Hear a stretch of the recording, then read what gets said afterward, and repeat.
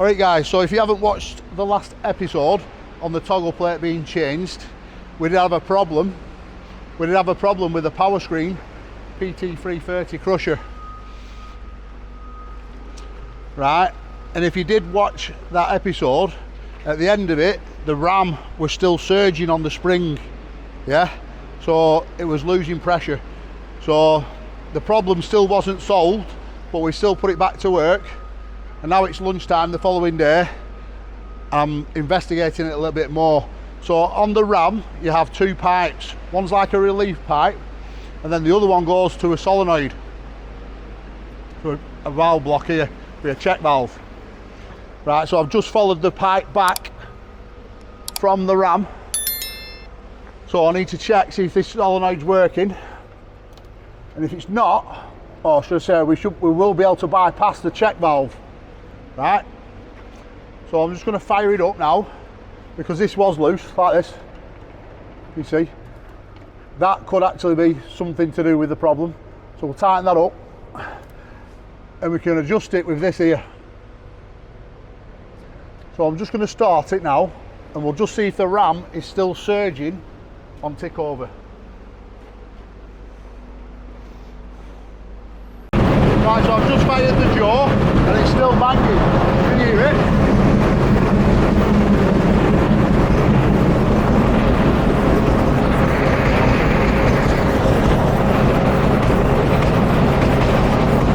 So we'll shut the jaw back down.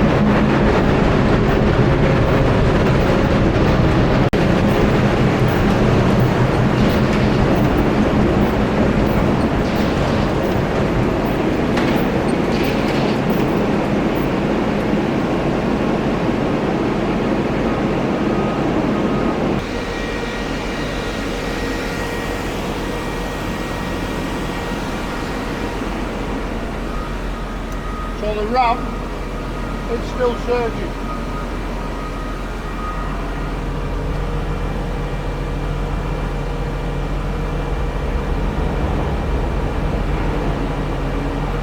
Right, so this coil,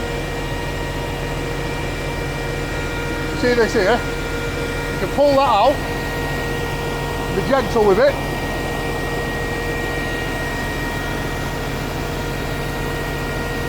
And turn it. And that can bypass the check valve. So I want to see if it's keeping tension on the drawback. We'll just fire it again. Alright, so that hasn't done anything. But it's telling me we've got an electrical fault and we've got a problem with the drawback. So it could be a solenoid problem.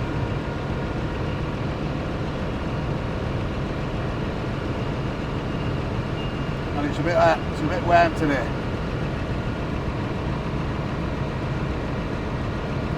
Right, so I'm starting to think it's this coil.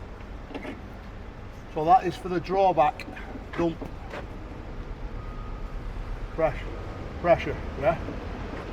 That's for the toggle ram. Now then, this one here is for fast track. So they look like the same coil. So what I'm going to do, one way of testing a coil, yeah, is when the machine's running, condition on, you put like a screwdriver in there, you should be able to feel some resistance. Right, it's like a little bit magnetised, if you will. So there's no resistance whatsoever.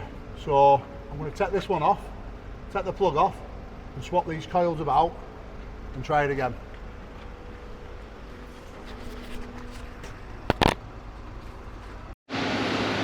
Right, so we've took the return pipe off the ram, we've blanked it. I'm going to fire the machine now and we're going to see how much oil comes out of the ram.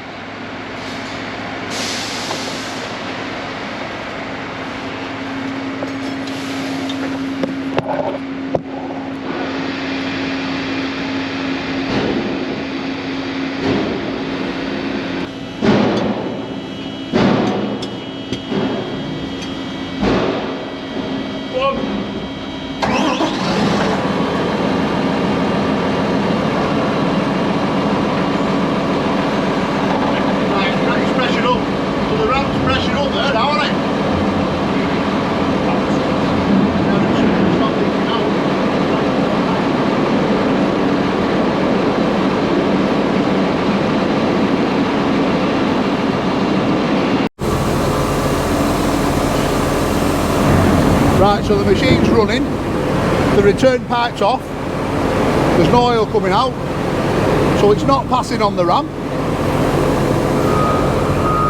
So I've no idea what it is. There's RJ, lad, there's RJ. So I need to make a few phone calls now.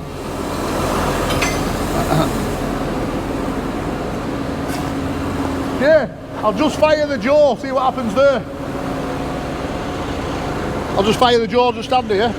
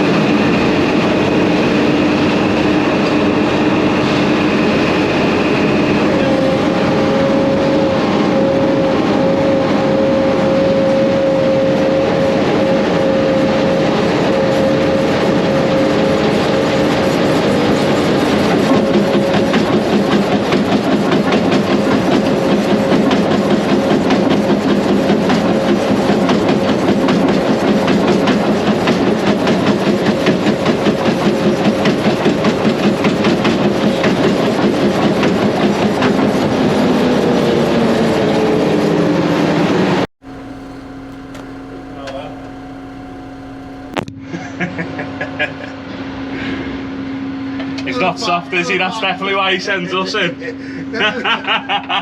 them parks back on there, boy. Go on, yeah, boy. Hey, what did you press then? Come on, boy. Come on, boy. I didn't press anything. You're a lying bastard. Look, it's just release the pressure.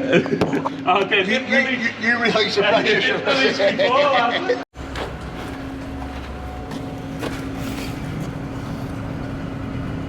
Bloody hell, yeah. You remind me of the professional struggler. Shout out. Right, director. So, I don't know what the problem is here. Every day is a school day. Yeah. So I'm going to get hold of my pal John from Blue. And we'll have to do a bit more testing. We'll probably have to get some pressure gear on it and see where we're at with the pressures. So we'll have to come back to this one, director. You better get back and get some editing done. Right guys, so the ram's still surging, yeah? You see the spring going in and out like it was before. Now then what I'm going to do, I'm running out of options now. So I'm going to adjust the pressure on the check valve. So this is the check valve for the drawback. We turn it in a little bit. You can actually feel it pulsing here.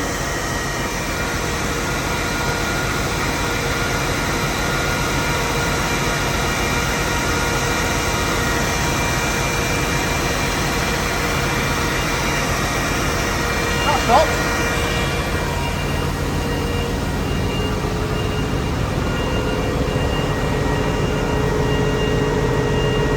Beautiful. Right, let's just check the pressure on the screen.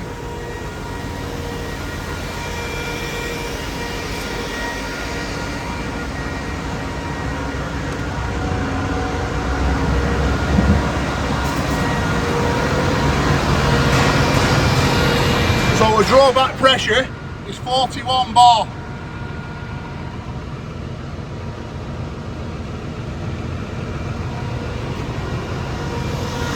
That should have solved the problem.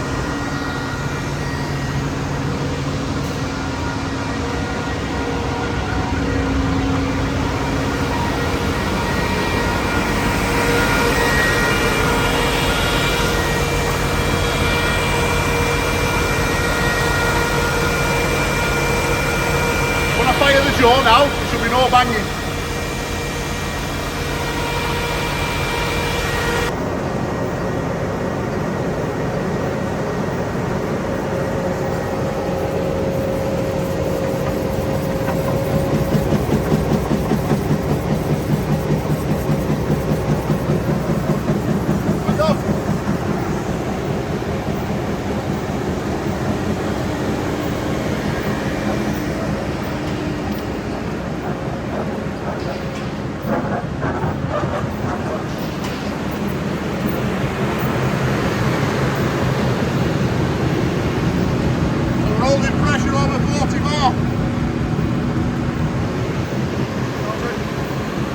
I'm just heading over to Bake Up Quarry, where we were on the last episode, to do them top rollers on that Case CX210D.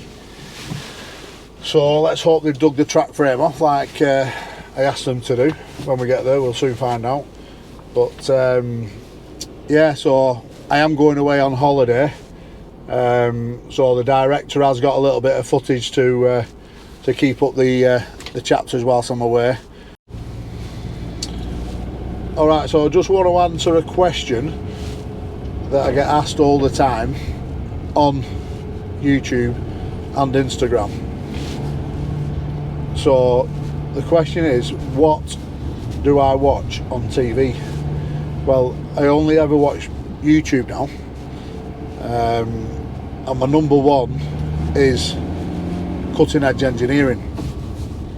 Curtis over in Australia, absolute brilliant legend in his game.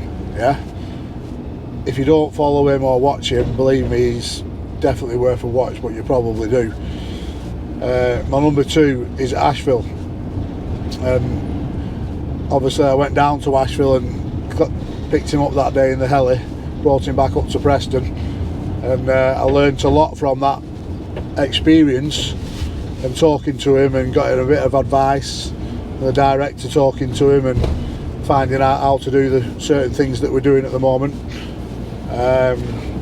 But yeah, we definitely learnt a lot from Asheville. Cheers, Daniel. And a lot of his subs have come over to us to follow our channel, which is great. And thirdly, I watch IC Weld. Isaac, he's another legend in the game, you know, and he reminds me of my old fella because he's absolutely brilliant with a gas torch.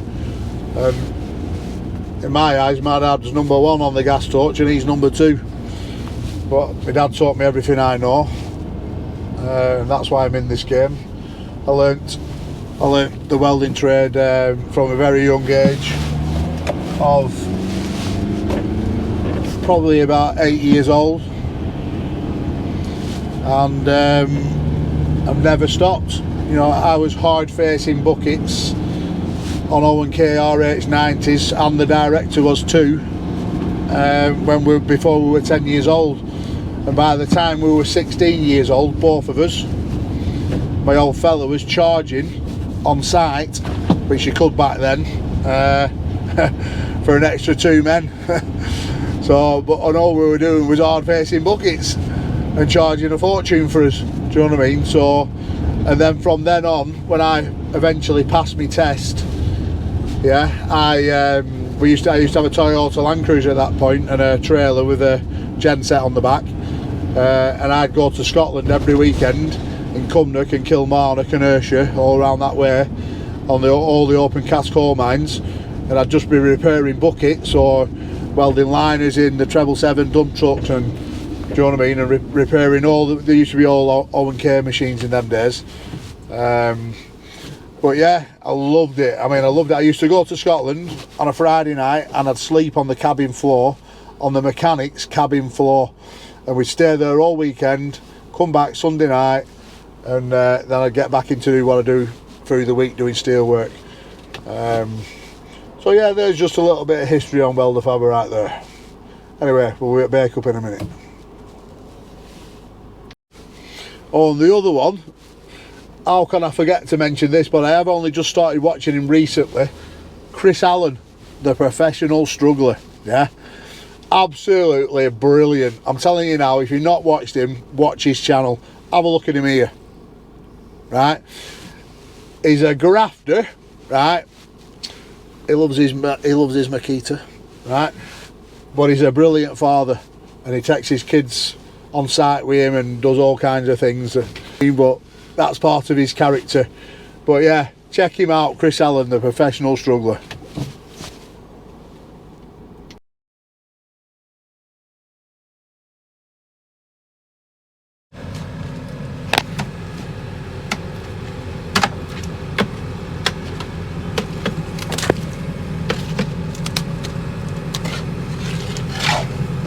How are we doing?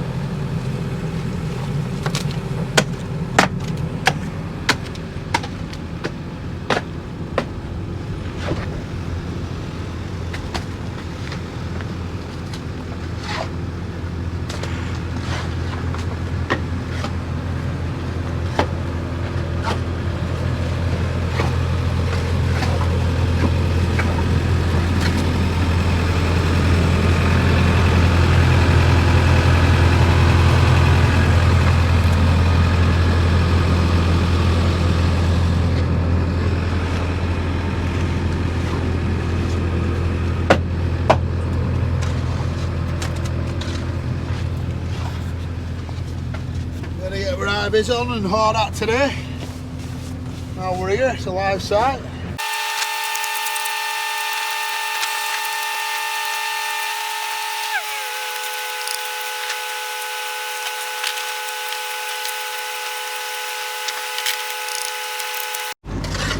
Alright, so we're going to change these top rollers on this CX210. All we need really is the bottle jack.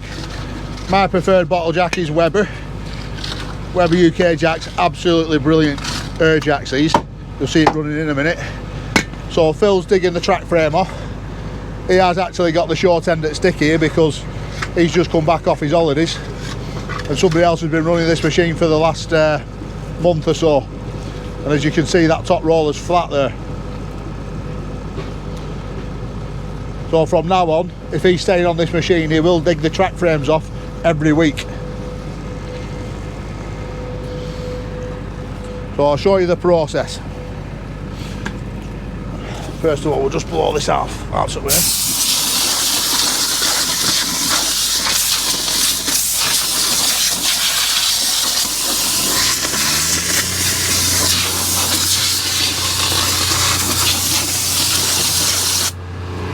So all I want to be doing really now is get a jack on here.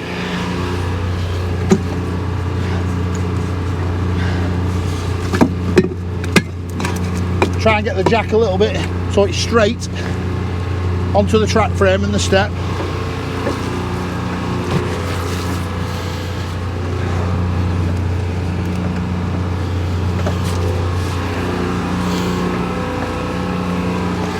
Air jack. Wind it out so it touches the track. You get maximum height out of the rod.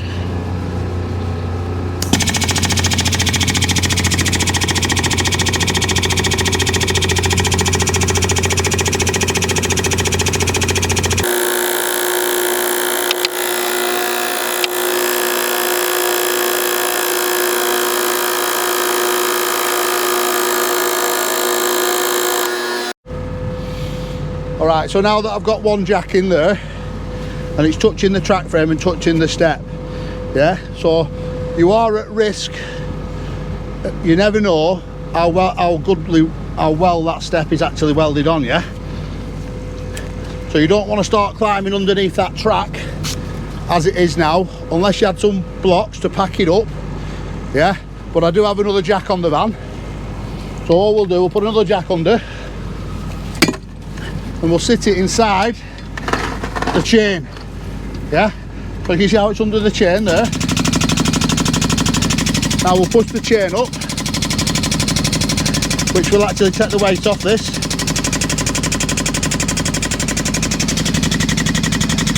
Give us a little bit more room to get in as well to them bolts at the back.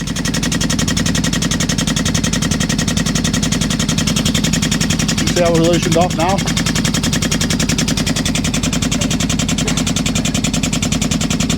Just a little extra precaution, because I have seen people over the years trap their hands doing things like this. So now what I can also do is drop this jack. Well, that'll do for now. Drop this jack down.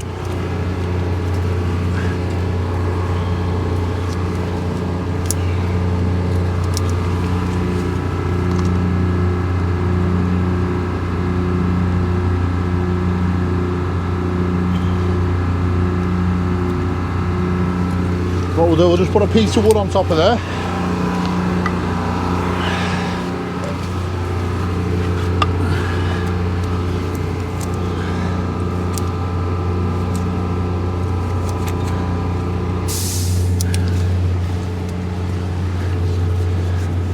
These air jacks are the best.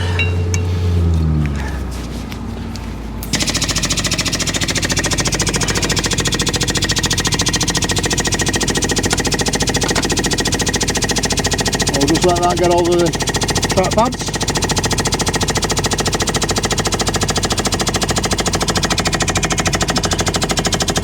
That's plenty. if you did have a couple of sleepers, I've no sleepers on the van, sometimes they have sleepers on the van, you could just slide a couple of sleepers underneath just to be on the safe side also. So now we'll just blow the top of the bolts off. Bolts at the back of the roller here.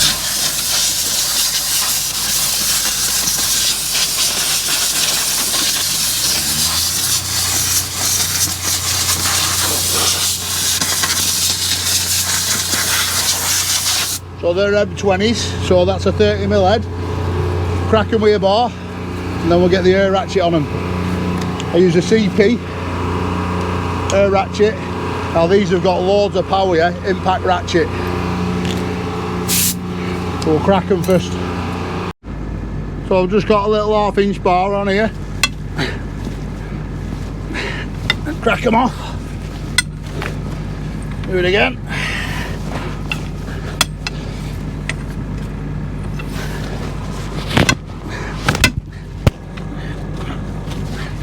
Mike jumped off, director. And Mike jumped off.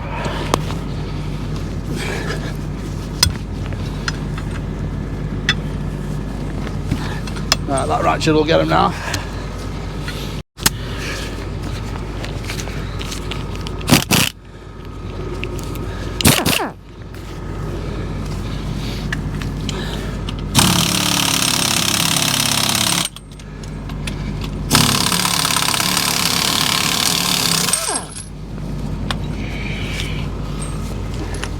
Brilliant bit of kit.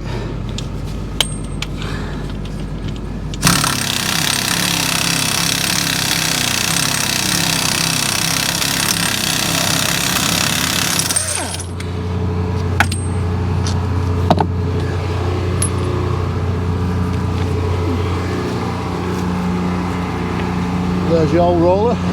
Just get a new one out of the van.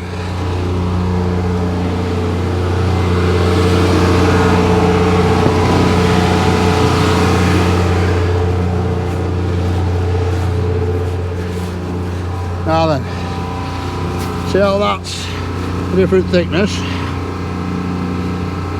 and bolts will need to be shorter. So I'm just going to set them in, just going to screw them in and see how much we've got sticking out, yeah? We'll just blow the holes out, well, it should be alright actually. Just want to know how much thread's sticking out once that's fully in. Yeah, they're going to have to be cut down.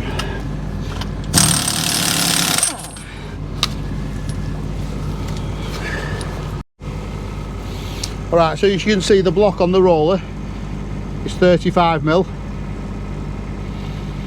and on the new roller 20mm. So these bolts need 15mm cutting off them. Yeah.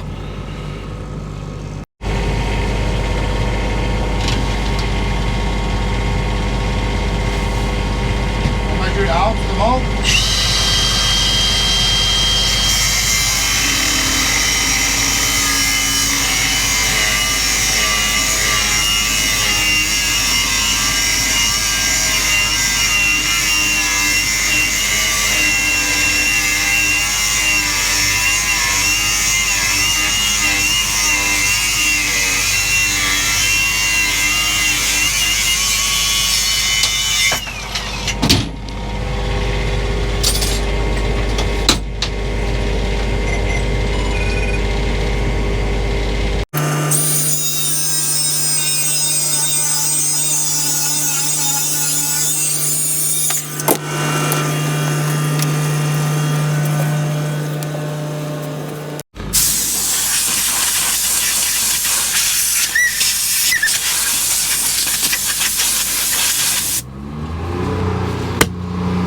Clean the block off, make sure there's no muck in the threads.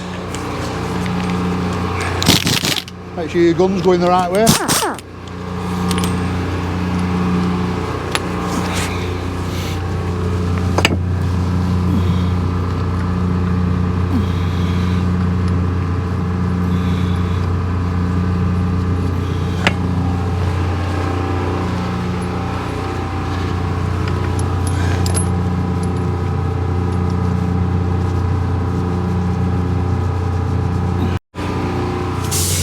Right, so them bolts are in there. They don't need Loctite on these, yeah, because when you do Loctite them in, if you do get one that snaps, or bolts that snap, they're a nightmare to get out.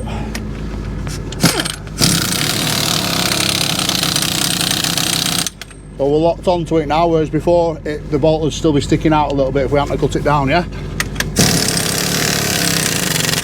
Buttoned up with gun. Give him a little bit with bar.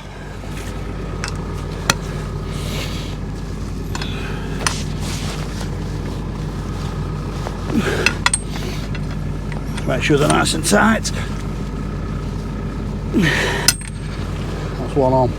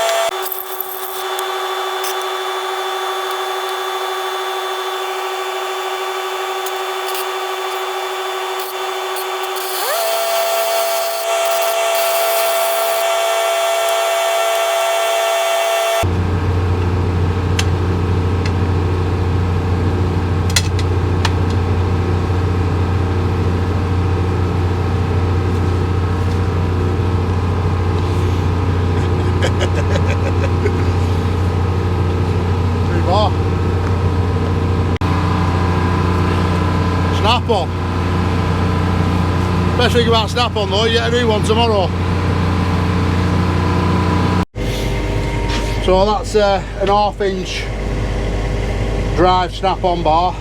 Really, you should only go to 24mm bolts really, so probably put a little bit too much on it there. So we'll just step up to a 3/4 drive and 3/4 drive socket.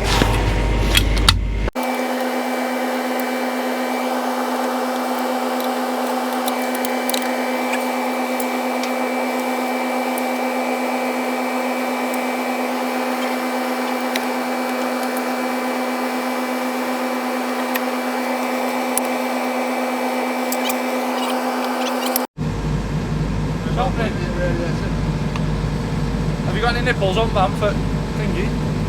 Grease nipples? Yeah. Yeah, what size? Don't know. What's it for? For that. Right, 12, yeah? Yeah, so that's that bucket next to push, you know, that what? that bucket next to the pusher. Yeah. Puts a pin in, it's like a lock zinc panel. One of the pictures behind one Is it? side. You want to bring it over? Yeah. I don't want to take my van down in muck today, you know what I mean? Bring it over. Make sure you wipe your feet before you get in this van. Yeah, make sure you wipe your feet before you get in that van, boys. Get them feet. Get the van out. Get them. Where are they? I'll have a go at fitting it myself. The nipples are... I don't... It's going in, but it's spilling out a bit, do you know what? So, we've got two under there. Got two tubs under there. You see them? Yeah. Yeah. So you do have all different size grease nipples.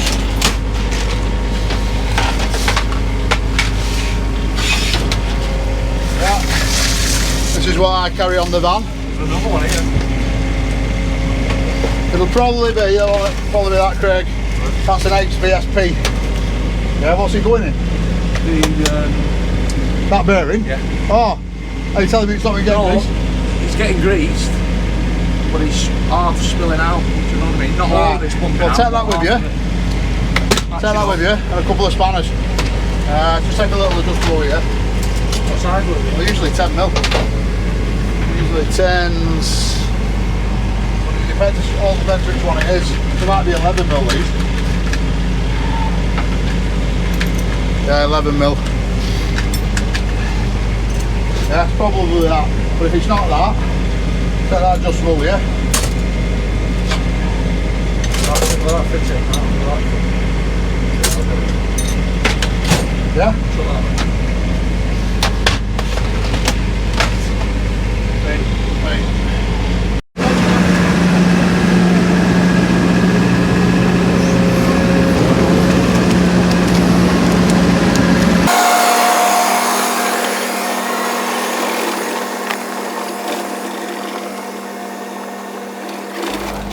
Right, so that's them 2 rollers buttoned up, machine back to work. That just took 25 minutes. So if any of you fitters out there are like me, I have bad OCD. Yeah, so my van's got to be spotless, my tools have got to be spotless, my workshop's got to be spotless. And that's why I'm a little bit anal when I see operators not looking after stuff. I mean, this stuff isn't my stuff, do you know what I mean? It's not my money, it's my boss's money, but you've got to look at it as it is your money to give it the respect that it's your own. Do you know what I mean? Treat things as it is for you. If I were to buy that machine would be spotless every day. And everybody should have that attitude in their head, in my opinion. So the van will get cleaned out now before we get to the next job.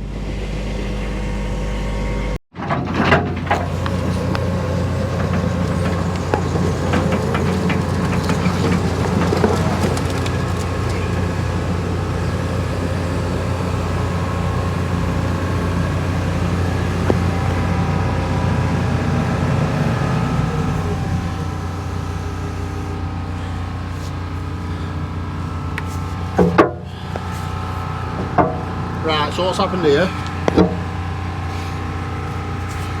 One, the welds, oh no, it has no weld on the centre tooth.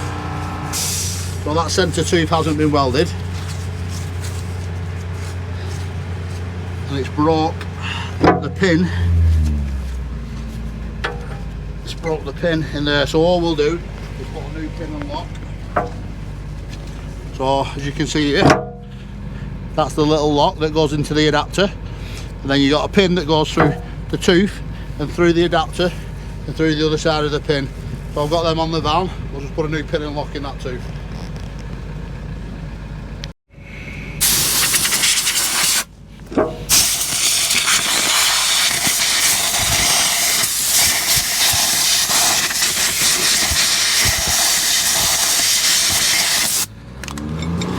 So that's your lock and that's your pin. See that little groove? As you push that pin in, it locks into that, and that's what holds your teeth on. I'll put that into there. That back down there. Here's director. That plate needs to go back a little bit.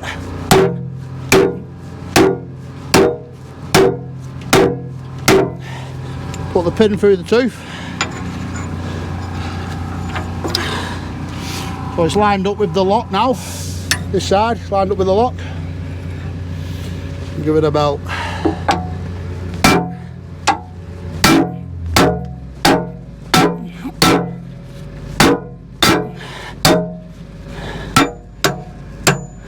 That's it. Job done. Right, director. I always say that we'll do some comments, so I think we actually missed some comments on the last one, didn't we? Right, so let's get into it. So we've got one here, Martin Hollinsheed 7450.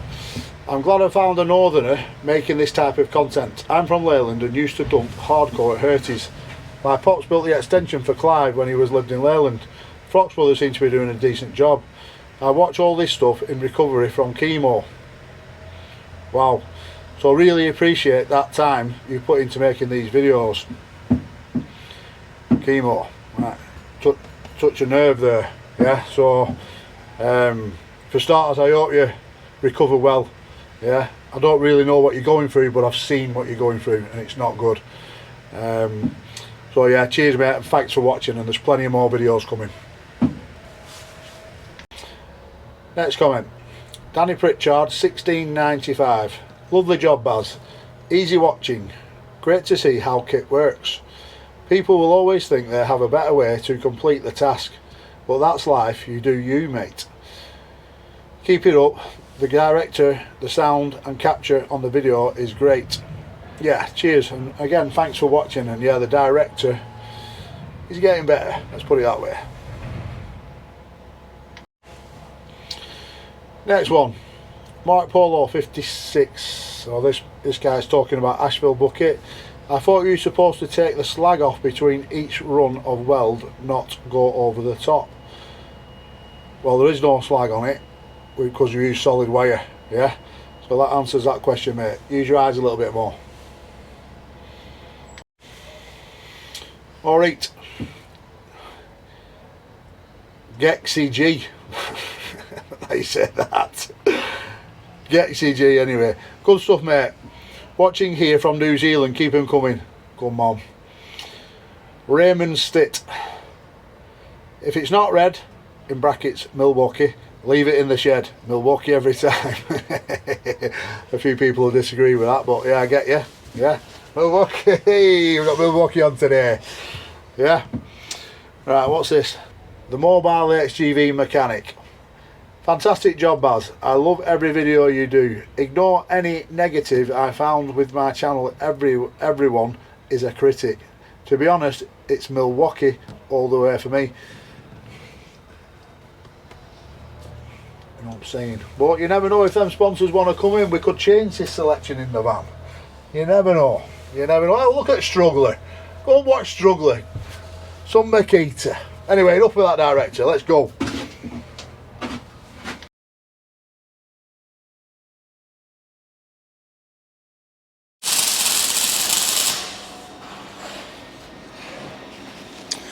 So here we got the PRS bucket just being finished off now.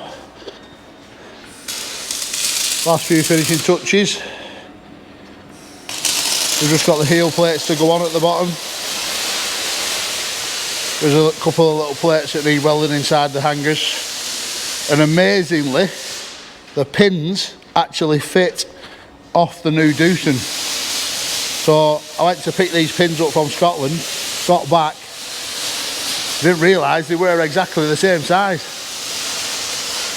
So this machine will go straight onto the 420. As you can see, it's looking beefy and good.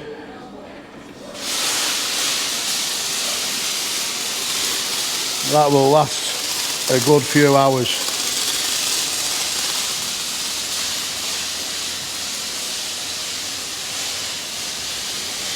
These little arrow heads here, nice and beefy, just let them wear down as the edge keeps going down. You can see we've got more meat on onto the arrow heads. They'll last the lifetime of the bucket then, before they even start touching these. They're HB 500 and that's Hardox 500. You can see how we put all these little to protect the nuts. Hardox again. 3 wear strips down the middle of the bucket. Again, that's just stiffen it up because I put a new floor in it and I wanted to overlap the weld. I wanted to overlap the weld there and I wanted to overlap the weld here. Yeah, all that PRS will have to do maintenance wise, hard face this front edge and hard face this edge here, because that'll take all the hit. Other than that, it'll be bang on. Put the nice greedy board on the top, we'll get a nice full bucket, and that'll stop spillages coming over the back and dropping onto the ram. Spot on. There's our cow just finishing off. And we'll give you a little spin of it when it's completed and shortly. Alright guys, so this is the PRS bucket. Pretty much buttoned up now, all welded up. I'm just doing a final inspection on it. I found a bit of porosity there that will be ground out. and re-welded.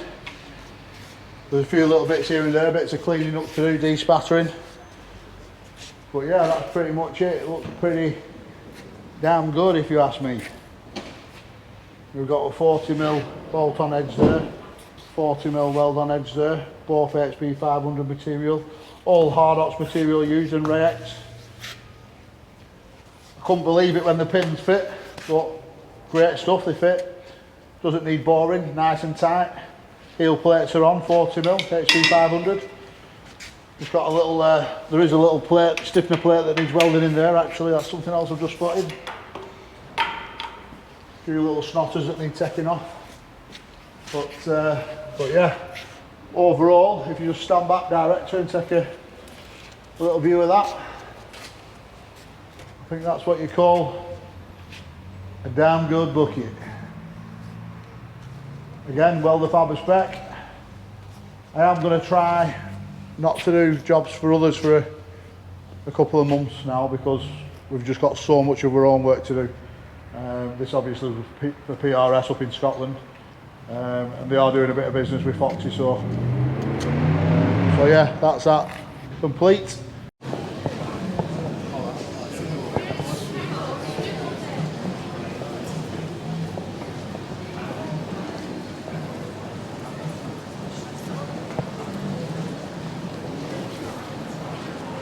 Hello, director.